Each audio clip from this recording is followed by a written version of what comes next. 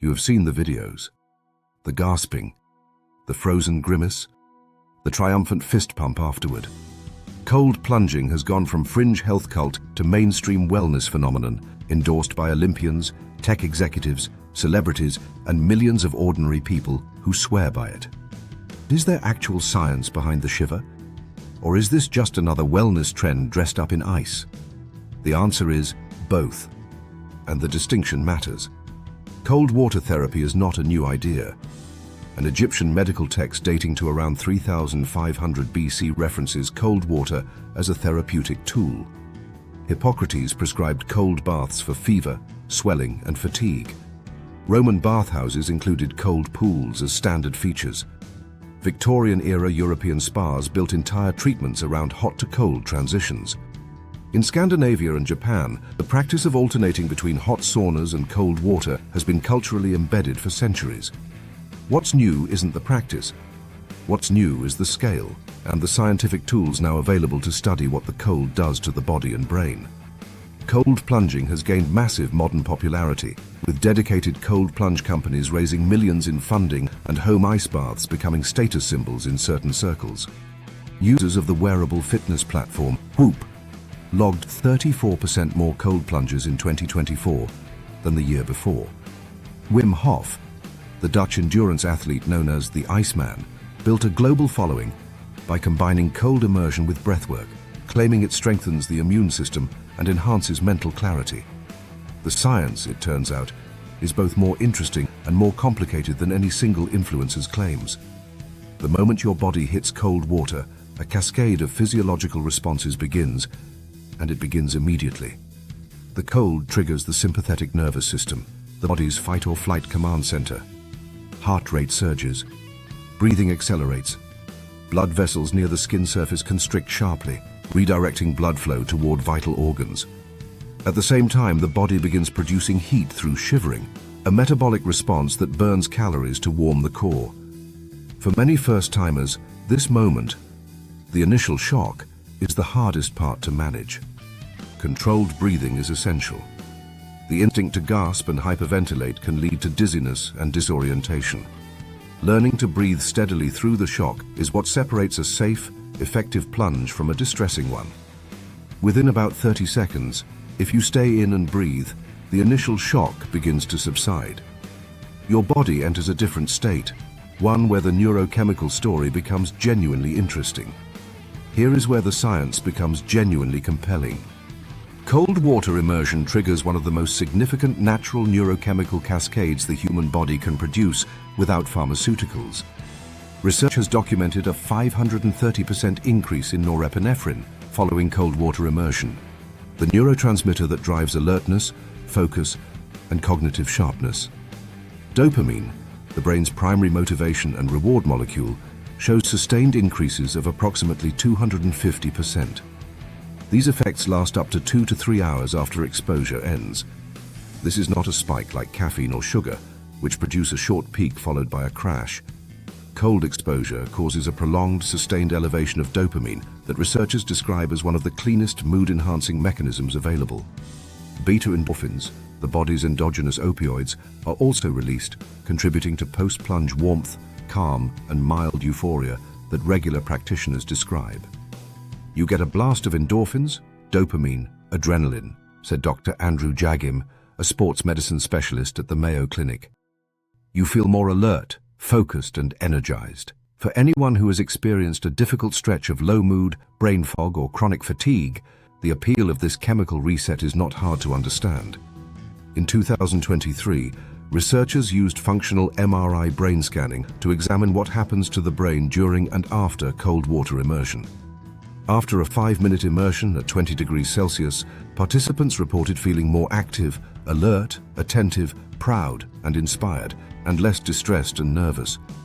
The brain scans showed something striking. These mood improvements were associated with measurable changes in connectivity between brain regions governing attention, emotion, and self-regulation. This was not a subjective feeling that might be dismissed as placebo. These were objective, measurable shifts in neural network organization, visible on MRI, correlated with behavioral mood reports.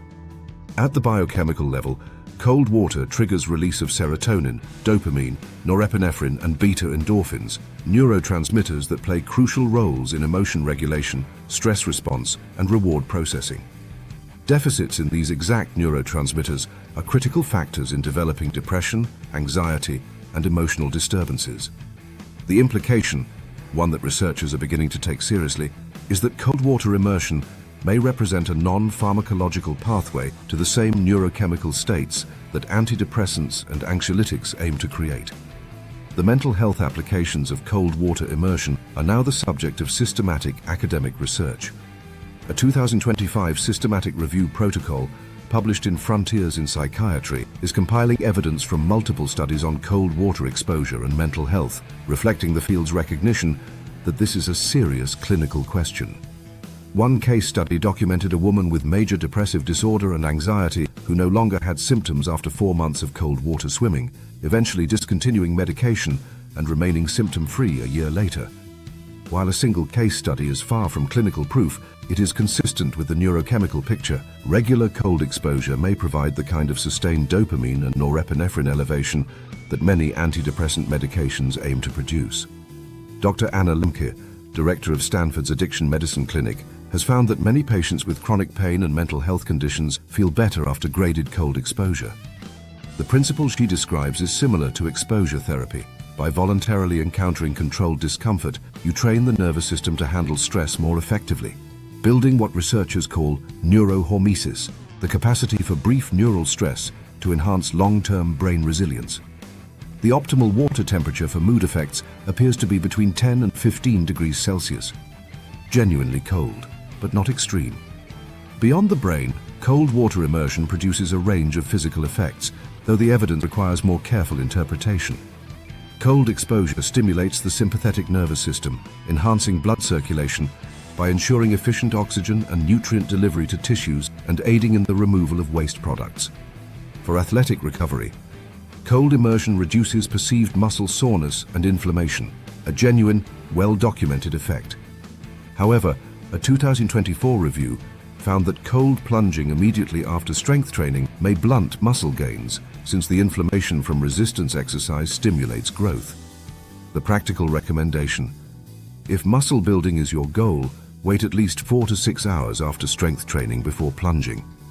For endurance athletes prioritizing recovery, post-workout cold immersion remains beneficial. A 2024 study in Advanced Biology found that brief cold water immersion initiates cellular changes, including release of cold shock proteins that support metabolic health and immune function and may have anti-aging effects at the cellular level. Cold exposure also activates brown adipose tissue, a metabolically active fat that generates heat by burning calories, potentially supporting metabolic health over time. Perhaps the most underappreciated dimension of cold plunging is what it does beyond the neurochemistry. It teaches the nervous system something modern life rarely demands: how to remain calm under extreme physical duress. The moment you enter cold water, every instinct screams to get out. To stay in, breathing steadily, remaining present, is an act of voluntary regulation over the most primitive alarm system in the body. We live these insulated lives now, in which we're rarely challenged to overcome discomfort, said James O'Reilly, co-founder of Law Bathing Club in Manhattan. But when you do something hard, you realize you can bear it. This behavioral dimension overlaps with the neuroscience. Regular practice of controlled cold exposure raises the threshold at which the stress response triggers, making practitioners more resilient to both physical and psychological stresses. It is, in effect, a training protocol for the nervous system itself. The research on cold plunging, while genuinely promising, comes with important limitations that deserve honest acknowledgement. Most studies are small, often involving tens of participants, rarely hundreds. Few are randomized controlled trials. Many of the most dramatic claims circulating online outpace what the peer-reviewed evidence supports. Approaching cold exposure as one tool among many, rather than a magical cure-all, allows you to capture genuine benefits while maintaining appropriate expectations. For certain groups, cold plunging requires medical consultation before starting. People with cardiovascular conditions, arrhythmias, or uncontrolled high blood pressure face real risks from the initial cold shock response, which temporarily elevates both heart rate and blood pressure. In extreme temperatures below 47 degrees Fahrenheit, the initial cardiovascular response may be dangerous for vulnerable individuals. Pregnant women, those with Raynaud's disease, and people on certain cardiac medications should always consult a physician. The euphoria of the plunge can also mask early signs of hypothermia. Always be aware of water temperature and limit exposure time accordingly. If the benefits have your attention, what does the evidence say about protocol? Andrew Huberman, neuroscientist at Stanford, has synthesized the research to suggest that 11 minutes of total cold exposure per week is sufficient to produce meaningful health benefits, divided across 2 to 4 sessions of 1 to 5 minutes each. The optimal temperature range for mood effects appears to be 10 to 15 degrees Celsius, roughly 50 to 59 Fahrenheit, with no significant additional benefit below 10 degrees. For beginners, the safest entry point is cold showers. End your normal shower with 2 to 3 minutes of progressively colder water. This activates many of the same physiological responses while allowing you to acclimate at your own pace. As adaptation develops, move to immersion, a cold bath, a natural body of water, or a purpose-built plunge tub. The key variable isn't extreme coldness. It's the deliberate, voluntary encounter with water that feels cold to you, and remaining in it long enough for the neurochemical response to build. The most honest summary of cold plunge science in 2025. The neurochemical effects are real. Dopamine and norepinephrine increases of 250% to 530% are not placebo. The mood-enhancing effects are measurable in brain scans. The mental health applications deserve serious clinical attention. The physical recovery benefits are genuine, with caveats about timing. The building of stress resilience through voluntary discomfort has scientific grounding beyond anecdotes. And the ancient claim that immersing yourself in cold water is somehow deeply reviving turns out to have a neurochemical explanation, one that would have satisfied Hippocrates. What it asks of you is not a long-time commitment, not expensive equipment, not a tolerance for extremes, just 3 minutes, a few times a week, in water cold enough to make you want to get out, and the willingness to stay until you don't. If this gave you enough science to finally try it, or to explain to someone why you already do, share it. And follow for more research that turns wellness curiosity into real understanding.